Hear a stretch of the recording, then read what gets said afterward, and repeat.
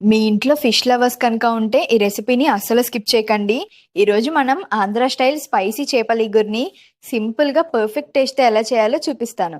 వీడియోని స్కిప్ చేయకుండా లాస్ట్ వరకు చూడండి. ముందుగా ఒక చిన్న లైక్ చేసి సబ్స్క్రైబ్ చేసుకోండి. ఇంకా స్టార్ట్ చేసేద్దామా?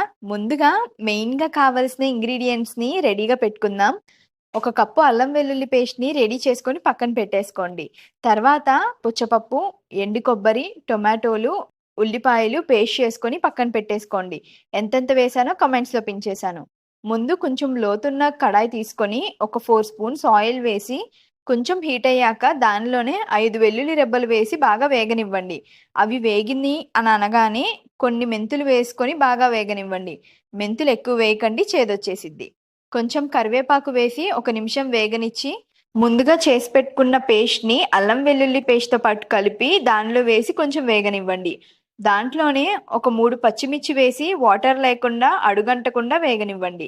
ఒక 5 నిమిషాలయ్యాక ఒక స్పూన్ పసుపు, తగినంత కారం వేసి అడుగంటకుండా కలుపుకుంటూ ఉడకనివ్వండి. మసాలా పచ్చివాసన పోయేదాకా వేగనివ్వండి.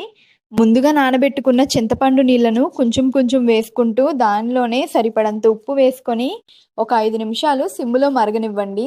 తర్వాత 1 గ్లాస్ వాటర్ వేసి మూత పెట్టేసి ఒక 10 నిమిషాలు లో ఫ్లేమ్‌లోనే బాగా మరగనివ్వండి.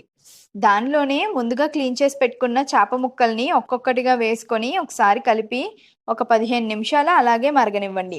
లాస్ట్‌లో కొంచెం కొత్తిమీర జల్లేసుకొని ఒక నిమిషం ఉంచి స్టవ్ ఆఫ్ చేసేయండి అంతే.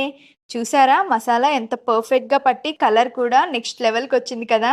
వేడి వేడి అన్నంతో గాని కలుపుకొని తింటే అద్భుతంగా ఉంటుంది. ఇలాంటి టేస్టీ రెసిపీస్ కోసం మన ఛానల్‌ని సబ్స్క్రైబ్ చేసుకోండి. అలాగే లైక్ చేసి షేర్ చేయడం మర్చిపోకండి. Thank you for watching.